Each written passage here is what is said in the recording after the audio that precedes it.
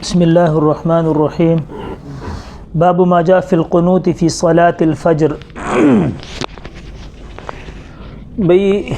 ایک تو دعائے قنوت وہ باب الوتر میں آئے گا، ایک قنوت وہ ہے جو وتر کے اندر پڑھا جاتا ہے، اور دوسرا قنوت جو ہے اس کو قنوت نازلہ کہتے ہیں۔ قنوت نازلہ یہ قنوت جب دشمن کی طرف سے، کفار کی طرف سے حملے کا یا ان کی طرف سے کسی فتنے کا اندیشہ ہو یا کسی کے لیے بد دعا کرنی ہو، جیسے وہ آپ نے حدیث پڑھی ہے، وہ حضرت عاصم اور خبیب رضی اللہ تعالیٰ عنہ یہ 70 صحابہ کو جو لے کر چلے گئے تھے دھوکے سے، ان کے لیے بھی آپ علیہ الصلوۃ والسلام پھر یہ قنوت نازلہ کے ذریعے سے بد دعا فرماتے ہیں۔ تو اصل مقصد اس کا ہوتا ہے کہ دشمن کی طرف سے حملے کا یا کسی فتنے کا اندیشہ ہو تو پھر یہ قنوت نازلہ پڑھا جاتا ہے۔ لیکن یہ کن نمازوں میں پڑھا جائے گا، کن نمازوں میں نہیں پڑھا جائے گا، اس میں اختلاف ہے۔ امام اعظم امام عالی مقام رحمۃ اللہ علیہ یعنی امام ابو حنیفہ رحمۃ اللہ علیہ کے دو قول ہیں۔ جو مشہور قول ہے وہ یہ ہے کہ فجر کی نماز میں، صرف فجر کی نماز میں دوسرے رکعت میں جب رکوع کے بعد آدمی قومہ کرتا ہے تو قومے کے اندر اس کو پڑھا جائے گا۔ فجر کی نماز میں دوسری رکعت کے رکوع کے بعد جو قومہ ہوتا ہے اس میں پڑھا جائے گا۔ اور دوسرا قول یہ ہے کہ جہری نمازوں میں پڑھا جائے گا، جہری نمازوں میں پڑھا جائے گا۔ اور امام شافعی رحمۃ اللہ علیہ کے نزدیک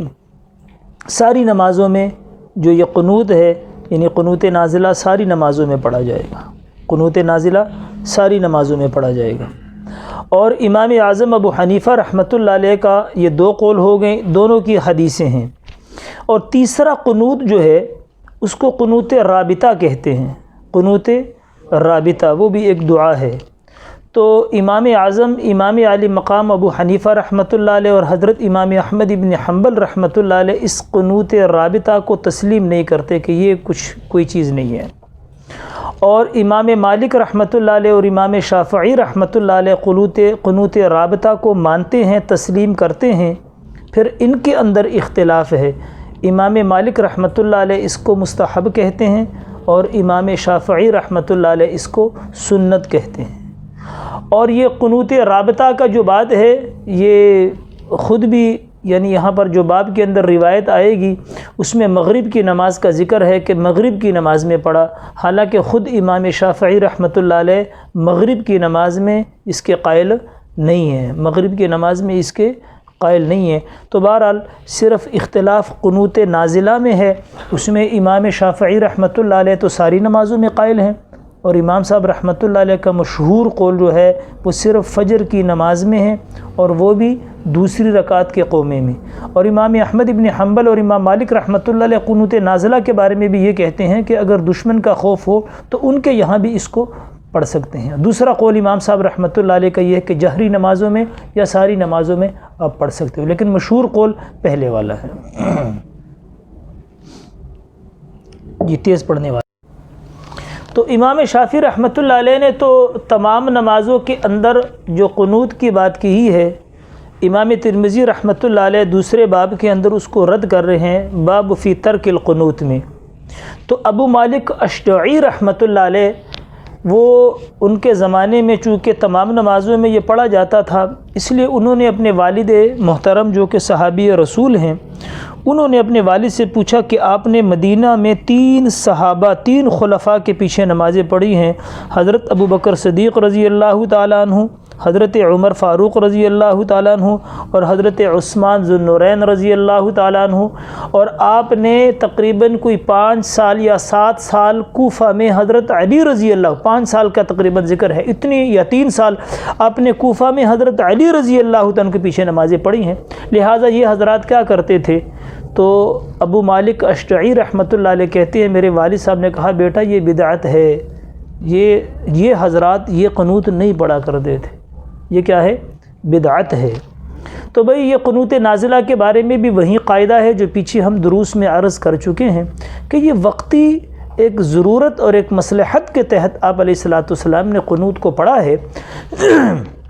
لیکن بعد میں جب صغار صحابہ آئے تو انہوں نے دیکھا کہ حدیث کی حفاظت کا کوئی طریقہ اس زمانے میں نہیں تھا، یعنی کوئی مدون کتابیں نہیں تھیں اس زمانوں میں، تو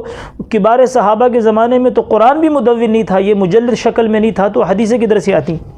تو لہذا صغار صحابہ نے وہ اعمال جو حضور علیہ الصلوۃ والسلام نے کسی مصلحت کے تحت کیے تھے، جیسے رفع دین ہے، تسمیہ بالجہر ہے، آمین بالجہر ہے، یہ قنوت نازلہ ہے، یہ جتنے بھی چیزیں پیچھے ابواب میں آ رہی ہیں، تو چھوٹے صحابہ نے اس پہ عمل اس لیے شروع کیا کہ بعد والے لوگوں تک یہ عمل باقی رہ جائے کہ یہ عمل بھی حضور علیہ الصلوۃ والسلام نے کیا ہے، یعنی حضور کے عمل کو محفوظ رکھنے کے لیے یہ اعمال انہوں نے کیے۔ لیکن بعد والوں نے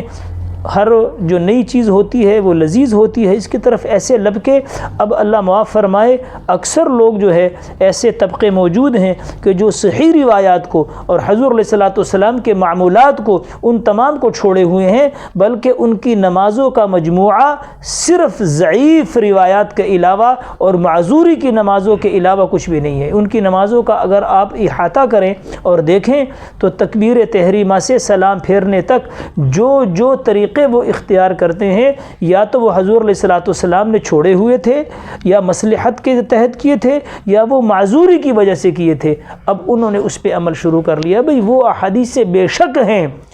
وہ بے شک ہیں، لیکن اگر مجبوری ہے، مثال کے تورک ہے، تورک یعنی ایک ٹانگ کو یا دونوں کو دائیں طرف نکال لینا، اگر ٹانگ میں تکلیف ہے یا بوڑھا ہے یا وزن بہت زیادہ ہے تو اس کے لیے حضور علیہ السلام آخری عمر میں تورک بھی فرمائے، تو عذر کی وجہ سے کر لے۔ لیکن صحیح آدمی کے لیے حضور علیہ السلام کا صحیح عمل یہ ہے کہ حضور الٹے پاؤں پر بیٹھتے تھے اور دائیں پاؤں کو کھڑا رکھتے تھے، یہ حضور کا معمول تھا۔ بات نہیں سمجھ میں آئی؟ تو اسی طرح یہ جو قنوت نازلہ تھا یہ بھی ایک وقتی ضرورت کے تحت تھا۔ تو ابو مالک اشتہی رحمۃ اللہ علیہ کہتے ہیں کہ میرے والد صحابی رسول صلی اللہ علیہ وسلم انہوں نے فرمایا کہ یہ بدعت ہے، جس عمل کو صحابہ بدعت کہہ رہے ہیں ہم اس کے اوپر عمل کیسے کر سکتے ہیں؟ لیکن امام صاحب رحمۃ اللہ علیہ کا جو قول فجر کی نماز میں ہے وہ حضور علیہ الصلوۃ والسلام سے یعنی کئی موقع پہ حضور علیہ السلام کرتے تھے، تو فرمایا کہ اب بھی اگر وہ حضور کا عمل ہے لیکن اگر عام حالات میں نہ پڑھا جائے، یعنی اگر مسلمانوں کے اوپر کوئی آفت آ جائے یا کوئی بیماری آ جائے یا کوئی مسلمان کی طرف سے حملے کا خدشہ ہو یا مسلمانوں کا کوئی لشکر ان کے پاس لڑائی کے لیے چلا گیا ہو، تو اس دورانیے میں فجر کی نماز میں دوسری رکعت کے قومے کے بعد پڑھ سکتا ہے، ایسے عام حالات میں نہیں پڑھ سکتا۔